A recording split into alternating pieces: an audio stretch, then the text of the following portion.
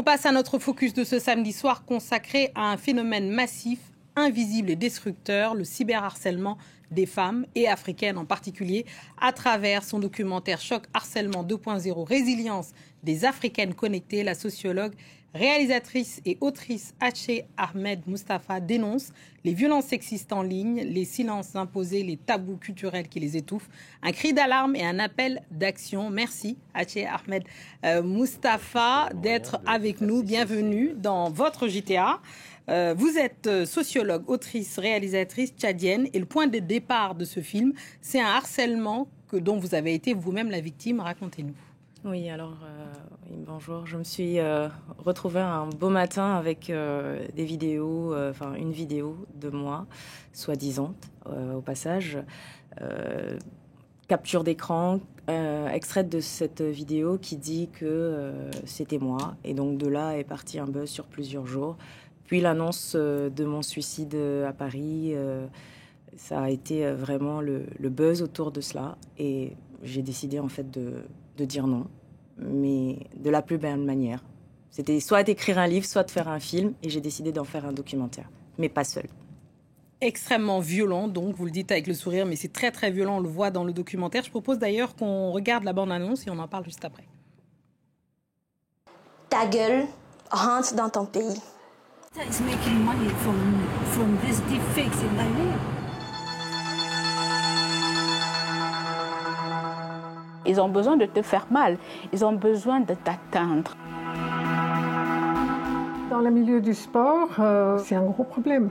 Et c'est un problème nouveau, donc on ne connaît pas grand-chose là-dessus. En général, même dans l'espace numérique, les femmes ont peur de prendre la parole parce qu'elles vont se retrouver avec des commentaires sur des sujets sérieux où elles veulent prendre la parole, avec des commentaires du style « va à la cuisine ».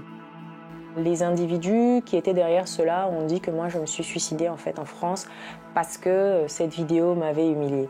La loi qui réprime le cyberharcèlement doit être une loi suffisamment dissuasive. Ça faut aller demander à Niagale Bagayoko. Pour moi, le continent africain n'est pas spécifique non plus. On voit le film Harcèlement 2.0 de Haché Ahmed Mustafa qui est avec nous. On continue à parler de ce film et aussi du phénomène dont il rend compte, ce cyberharcèlement dont sont victimes les femmes. Vous parlez d'ailleurs de guerre numérique menée contre les femmes.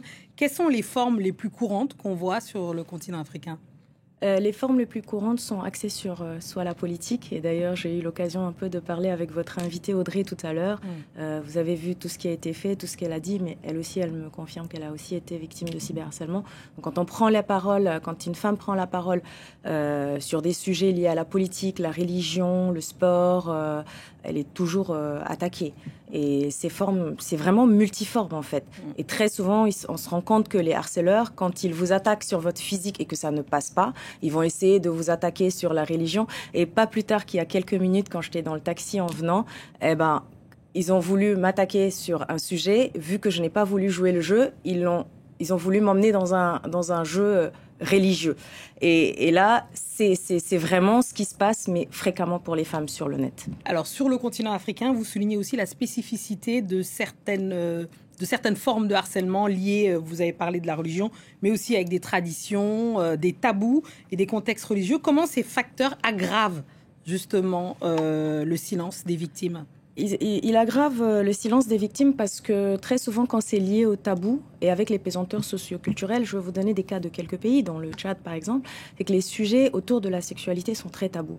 Il y a quelques semaines de cela, le film a été présenté à Abidjan et un jeune homme a pris la parole pour expliquer qu'il avait été témoin, en fait, qu'il avait suivi l'exécution d'une jeune fille tchadienne, par exemple, qui avait été victime d'un revenge porn apparemment et qui a été exécuté. Et ça, ce sont des cas concrets, ce sont des faits en fait. Et ça s'aggrave parce que ce sont des sujets sensibles dans les sociétés notamment patriarcales, les sociétés où la religion elle est vraiment et très souvent malheureusement mixée à la tradition et dont on est très très réfractaire à tout ce qui est autour de la sexualité. Et quand c'est comme ça, ce sont les facteurs qui sont les plus aggravants en fait.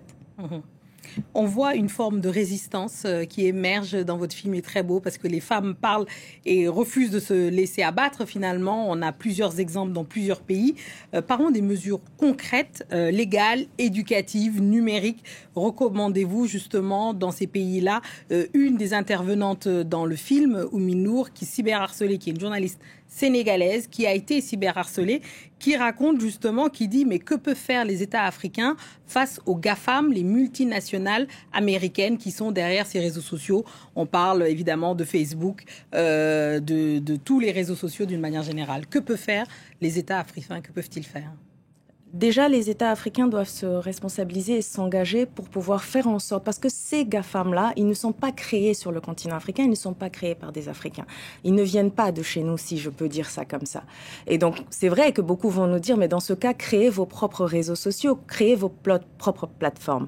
Mais du moment que les utilisateurs sont des Africains et que nous aussi, on contribue plus ou moins à enrichir ces plateformes-là, ces GAFAM-là, nous avons un droit de parole, nous avons un droit de regard.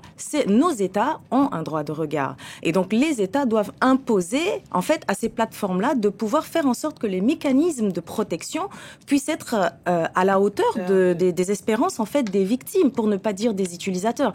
Et ça, c'est le rôle de nos États. Et la bonne nouvelle, c'est qu'il y a eu une campagne, vous m'annonciez tout à l'heure, une campagne à Abidjan. Oui, et déjà, ce qui est magnifique, parce que j'étais à Abidjan il n'y a pas longtemps, et il y a un travail qui est incroyablement bien fait et bien géré et bien maîtrisé par leur État déjà. Et là, moi, autour du film, avec d'autres partenaires, que ce soit Polaris Asso, Voix de Femmes et le cinéma numérique ambulant, le film va être présenté du 26 novembre au 1er décembre 2025 à Korogo, qui est à plus de 600 kilomètres d'Abidjan. Et il n'y aura pas que le film qui va être présenté. La beauté de cette campagne, c'est derrière de pouvoir répondre aux attentes des victimes à travers une prise en charge psychosociale, un appui et une orientation juridique. Merci beaucoup. Merci Atché, Ahmad Moustapha d'être venu. Merci beaucoup. C'est la fin de ce journal. Merci à tous ceux qui nous ont suivis. Restez avec nous car l'actualité continue sur France 24. Merci.